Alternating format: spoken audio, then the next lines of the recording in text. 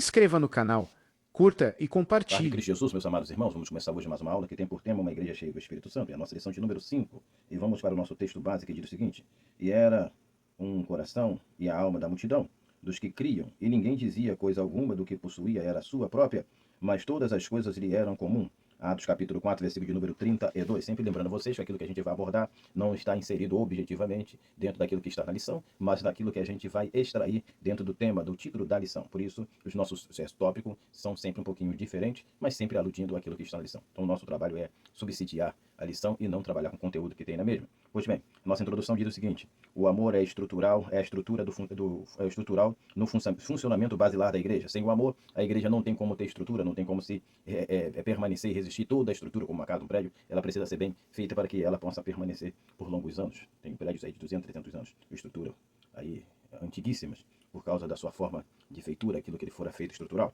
Uma igreja sem amor está fundamentada sobre areia. Mateus capítulo 7, 26 e 27. Por que a gente colocou isso? Porque a escolha da igreja está em se basear em ter uma funcionalidade rápida, que é basear sobre areia ou sobre a rocha. A rocha tem a sua dificuldade, suas complexidades de estruturação, contudo, há também uma instabilidade, uma durabilidade muito maior para que as tempestades que vai impentar, vai vir como ímpeto sobre as duas causas, mas aquela que está sobre a rocha terá maior estrutura, maior estabilidade para resistir. Mateus 7, 26 e 27. Tendo grande risco de cair por causa da própria insensatez. Ou seja, a insensatez é a escolha de se basear a sua estrutura dentro da areia por causa da facilidade, por causa do tempo de estruturação, que é muito mais prático se realizar dentro de uma estrutura de areia do que numa rocha. Há uma dificuldade, uma complexidade. Quem porventura já trabalhou com obras, já quebrou alguma coisa, sabe que há alguns calos, algumas dores que podem serem forjadas em suas mãos ou até ferimentos por causa da durabilidade da pedra, e isso pode causar uma certa confusão ou ferimento à sua própria estrutura. Contudo, quando aquilo está pronto, concluído, você tem o êxito de saber que aquilo não terá uma durabilidade muito maior e melhor do que aquilo que fora mais facilitado para se fazer. Ok? O amor é a causa da nossa salvação. João capítulo 3, versículo 16, é o texto que Deus amou o mundo de tal maneira, deu seu Filho unigênito, para que todo aquele que nele crê não pereça, mas tenha a vida eterna. E é o motivo da nossa redenção. João, perdão, 2 Coríntios capítulo 5, versículo 18, ao qual Deus consigo mesmo, eu consigo com ele, nós com ele, eu você com ele. É o texto que está em 2 Coríntios 5, 18. Seguindo para o nosso primeiro ponto, que diz assim, olha o tema: o amor que excede o entendimento. Olha, preste atenção, vou repetir. O amor que excede ao entendimento. Olha, preste atenção, eu vou abrir aspas. E a paz de Deus que excede a todo o entendimento, guardada em vossos corações e os vossos sentimentos em Cristo Jesus. Eu coloquei Filipenses capítulo 4, versículo de número 7. Eu poderia citar outro aqui que a gente vai encontrar mais na frente, o versículo que vai falar realmente do amor. Mas contudo, coloquei isso aqui sobre esse versículo como entendimento, só para destacar a parte excede a todo o entendimento, porque o amor, ele tem que ter extraído dentro dele a paz. Entendeu? Todo amor tem que ter paz. Ninguém que diz que ama e não tem paz, não tem tranquilidade, não ama. Por exemplo, João capítulo 14, versículo 27, deixo minha paz, da minha paz vos dou, não vou lá dou como o mundo a dar. Aí diz o versículo, não, para a gente não atemorizarmos, não termos medo. Então a questão é simples. O amor de Deus que ele nos dá, ele excede o entendimento porque não é como o mundo a dá. Ele não depende de circunstâncias, não depende de momento. É um amor que está intrínseco dentro dos nossos corações. Por isso que ele excede a todo o entendimento. Normalmente as pessoas costumam dizer que esse amor é o amor que entre as guerras. Você está em guerra, está em dificuldade, as coisas estão em turbulência, mas você continua vivendo debaixo da paz e da tranquilidade. Filipenses capítulo 4, versículo de número 7. Então, o amor que excede a todo o entendimento, uma paz, nós precisamos de paz, que excede todo o entendimento, será guardado dos vossos corações. Então essa paz, esse amor precisa estar em nossos corações e em nossos sentimentos em Cristo Jesus. A gente precisa ter esse sentimento de amor, esse comportamento de amor dentro dos nossos corações. Por isso que, por exemplo, Hebreus capítulo de número 12 e 14, diz que seguir a paz com tudo. Então a paz, a gente poderíamos aqui facilmente parafrasear, colocar, seguir o amor com tudo, amar uns aos outros, entendeu? E a santificação sem a qual ninguém verá o Senhor, a gente precisa amar. Então, seguindo o nosso contexto, diz o seguinte: o amor de Deus ultrapassou os limites do relacionamento do homem com ele. Com ele, estou falando com Deus, aí a gente volta à citação que a gente fez lá em cima na introdução, e 2 Coríntios capítulo 5, versículo 18 e 19, porque Deus que teve a ação de reconciliar-nos, eu e você, com ele, através de Cristo Jesus. Então, o amor, eu coloquei a palavra ahavá, aqui que aparece, né, nas palavras no hebraico no Antigo Testamento como amor, mas eu vou colocar a palavra hesed, guarde isso, hesed, porque a palavra hesed, ela vai ter uma complexidade, uma amplitude muito maior do que a palavra ahavá, que vai também ser conotada como amor. Então, toda vez que eu falar de amor, eu estou falando de hesed, e quando chegar no significado de hesed, você vai entender melhor porque que eu estou tirando a palavra ahavá e colocando a palavra hesed. Então, o amor cobre todas as transgressões, Provérbio 10:12. O amor atrai, Provérbio capítulo 5, versículo de número 19. Ele é melhor do que qualquer outra coisa. Cantares capítulo 1, versículo 2, que é melhor do que o vinho. Seguindo, melhor que qualquer outra coisa que possa existir, esse amor não deve ser apagado. Eclesiastes, Cantares capítulo 7, versículo de número 7, perdão, Cantares capítulo 8, versículo de número 7. Há uma discussão, pelo menos da minha parte, teologicamente, referente a esse versículo, mas eu estou citando aqui simplesmente como passagem. Okay? Um dia a gente, de repente, tem a oportunidade de falar sobre esse amor que aparece em Cantares capítulo 8, versículo de número 7 aqui. Mas vamos deixar do jeito que está. Porque esse amor está cheio de benignidade, justiça, juízo e misericórdia. Oséias capítulo 2, versículo 19, eu estou tirando isso da NVI. Ok? Seguindo, para o nosso segundo ponto. Aí vem a questão, por amor de mim mesmo, por amor de mim mesmo. Isaías de número 48, versículo 11, abre-se acha para a leitura, por amor de mim mesmo eu faço isto. Então, há coisas que Deus faz, há coisa que Deus manifesta, que é por amor dele mesmo. Por exemplo, ele nos amou primeiro, ok? Por amor de mim mesmo. E vale se observar, abre-se acha, eu amei com o amor eterno, a palavra eterna é olam, e na tradução nossa diz o seguinte, amei com amor eterno e com leal a atrair. Isso Jeremias capítulo de número 31, versículo de número 3. O leal aqui significa amável ou benignidade. Esse amor é o amor Hesed. Lembra que eu falei lá atrás? O amor Hesed. Por que o amor Hesed ele é melhor, é mais expansível do que o amor Ahavá? Porque o amor Hesed, que às vezes é traduzido em nossas Bíblias, ele vai acoplar, vai ter dentro do seu significado misericórdia, benignidade, vai ter amor e vai ter fiel ou fidelidade e lealdade. Então, quando a Bíblia fala do amor Hesed, está falando da fidelidade de Deus, está falando da lealdade de Deus, está falando da misericórdia de Deus. Então, tudo isso deve ser acoplado dentro do sentido do amor. Eu estou falando, anotando aqui no sentido do Antigo Testamento, mas esta mesma ideia vai ser enlaçada e direcionada para o Novo Testamento também. Então, o amor Hesed é o amor de Deus.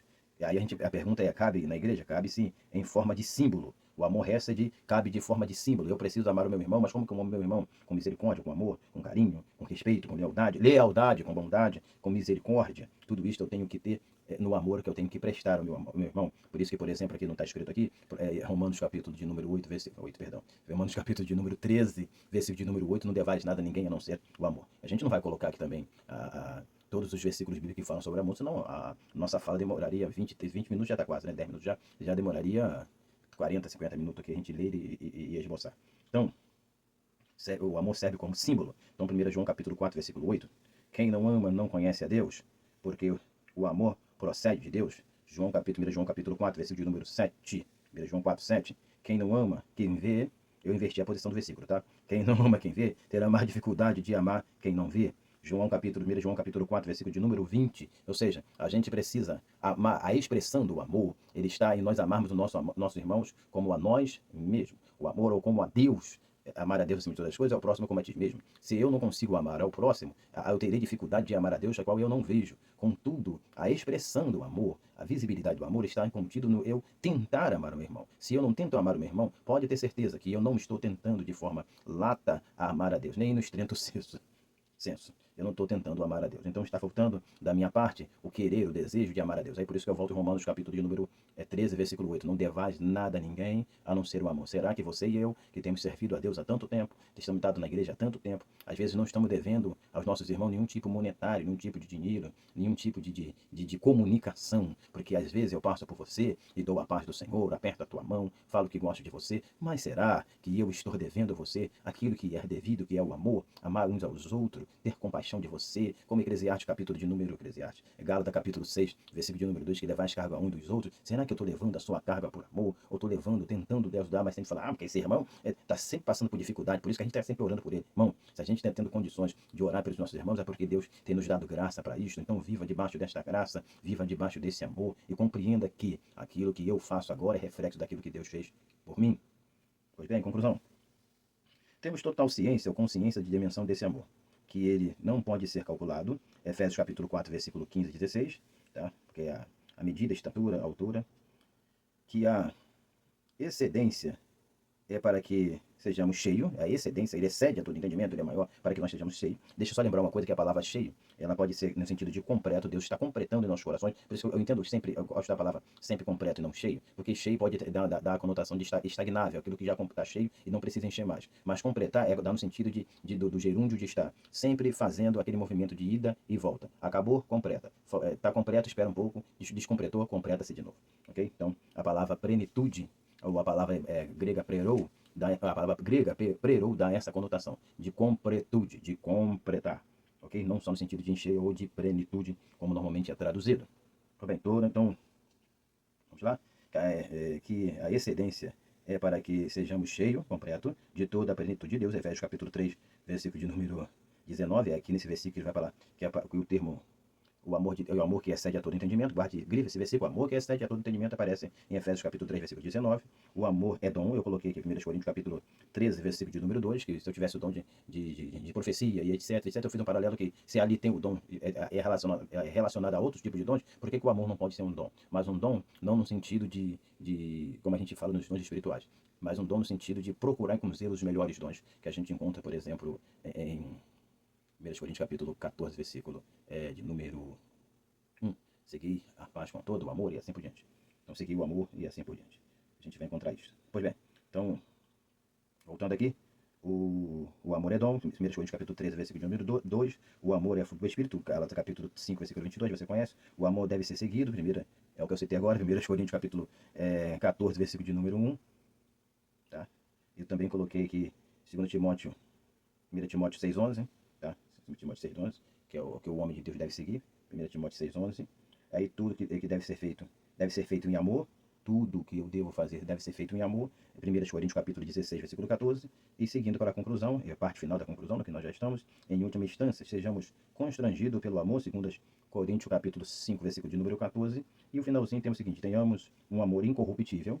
Efésios capítulo 6, versículo 24. O amor de Deus acaba, aí agora vem aquela partezinha contraditória que o pastor Manuel sempre gosta de colocar para que você possa pensar. O amor de Deus acaba, e eu coloquei uma referência aqui bíblica aqui, e fala o contrário daquilo que eu estou dizendo, tá? 1 Coríntios capítulo 13, versículo de número 8 e 13, que o versículo 8 diz que o amor jamais acaba. E no versículo 13 a questão é que acaba a fé, a esperança e o amor permanece.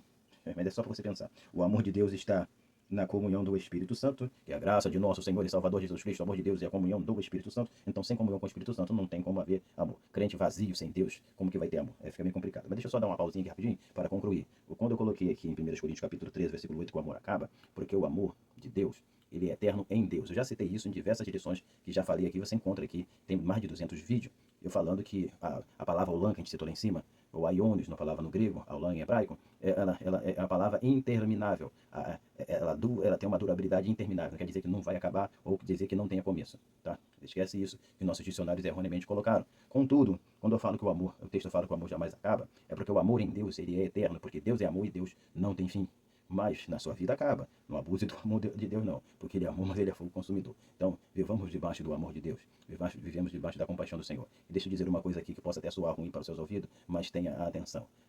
Deus com amor pode e vai jogar muitas pessoas dentro do inferno. Mas que Deus possa ter misericórdia de nós e que esse amor possa nos conduzir à vida eterna. Que Deus nos abençoe em nome de Jesus. Uma excelente aula de escola dominical e que você possa aproveitar muito bem essa lição. Para a glória de Deus. Amém e amém.